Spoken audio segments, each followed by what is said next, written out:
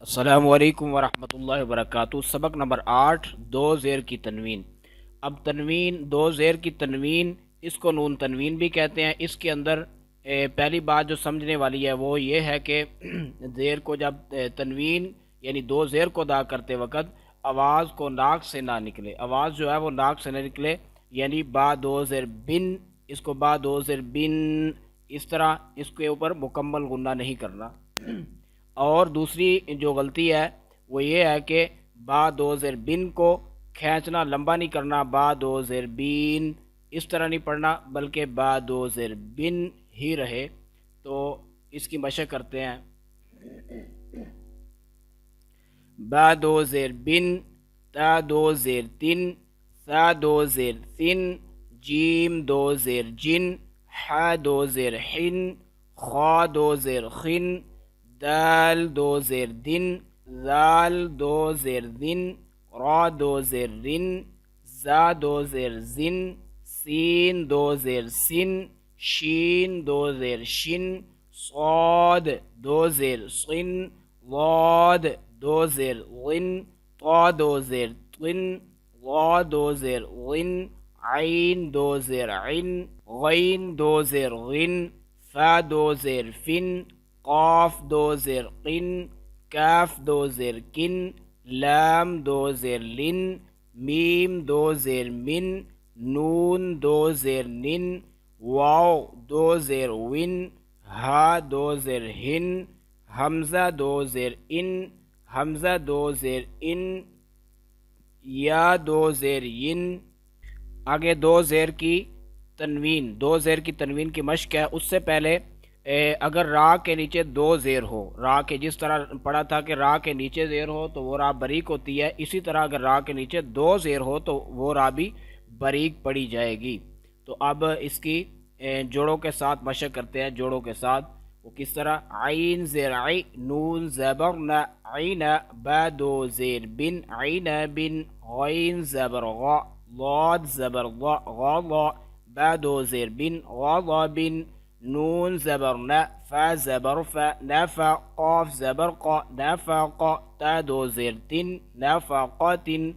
اب یہاں پر کلمہ کے آخر پہ اگر گول ہا ہو تو اس کو، گول تا ہو تو اس کو وقفاً ہائے ساکنہ سے بدل دینا ہے۔ گول تا ہو تو ہائے ساکنہ سے وقفاً اس کو بدل دینا ہے۔ کس طرح پڑھنا ہے؟ نفقاتن کو وقفاً نفقہ۔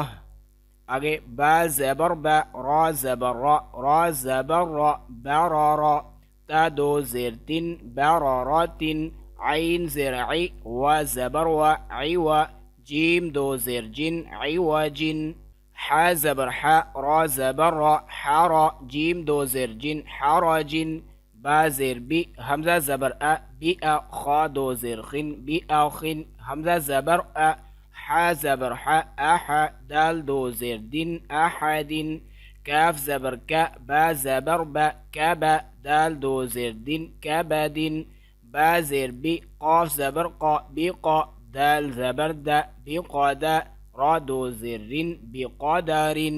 ہم نے پڑھا تھا اگر زیر یعنی را کے نیچے دو زیر کی تنوین ہو تو وہ را باریک پڑھیں گے۔ اب اس کو بقادرن، را کو باریک پڑھنا ہے، لیکن اگر اس کے اوپر وقف کریں گے تو پھر یہ را موٹی پڑھی جائے گی۔ اگر وقف کریں گے تو پھر یہ را موٹی پڑھی جائے گی، کیونکہ را ساکن ہو جائے گی۔ اگر را ساکن سے پہلے زبر آ جائے تو پھر وہ را موٹی پڑھی جاتی ہے۔ بقادر، پھر را موٹی پڑھی جائے گی۔ ذال زبر ذا، کاف زبر کا، ذکا، را دو زیر رن، ذکرن۔ اب وصلاً یہ را باریک پڑھی جائے گی اور وقفاً یہ را موٹی پڑھی ہے۔ ذکر، اگر وقف کریں گے تو را موٹی، اگر وصل ملا کے پڑھیں گے تو ذکرن یعنی را باریک ہوگی۔ با زیر بی، قاف زبر قا، بقا، با زبر با، بقابا، سین دو زیر سن، بقاباسن، با زیر بی، سین زبر سا، سین زبر سا، خا زبر خا، بسخا، طا دو زیر طن، بسخطن، عین زبر ع، لام زبر لا، علا، قاف دو زیر قن، علقن، میم زبر ما، لام زبر لا، ملا، کاف دو زیر کن، ملکن، فا زبر فا، لام زبر لا، فلا کاف دو زیر کن فلکن عین زبر ع میم زبر ما عم لام دو زیر لن عمل میم زبر ما ثا زبر ثا مث لام دو زیر لن مثل با زیر بی دال زبر دا بدا میم دو زیر من بدا من با زیر بی ثا زبر ثا بثا میم زبر ما بثم نون دو زیر لن بثمن ح زبر ح سين زبر سا حسا نون دو زیر لن حسن سين زبر سا با زبر با سبا حمزة دو زیر ان سبا ان با زیر بی نون زبرنا بنا با زبر با بنا با حمزة دو زیر ان بنا با ان ح زبر ح میم زبر ما حما حمزة دو زیر ان حما ان ح زبر ح میم زیر بی حمی حمزة زبر ا حمی ا تا دو زیر تن حمی اتن وقفاً ہائے ساکنہ سے اس کو بدل دینا ہے گول تا کو حمی اسی طرح بشر تو وصل کی صورت میں را باریک پڑی جائے گی جبکہ وقف کی صورت میں را موٹی پڑی جائے گی. اگر اس را کے اوپر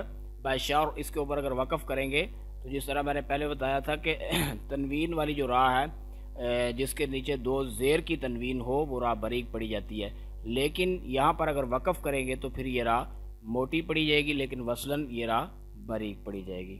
تو آج کا ہمارا 8واں سبق یہاں پر مکمل ہو گیا ہے. دو زیر کی تنوین یہاں تک ہماری مکمل ہو گئی ہے. السلام علیکم ورحمۃ اللہ وبرکاتہ.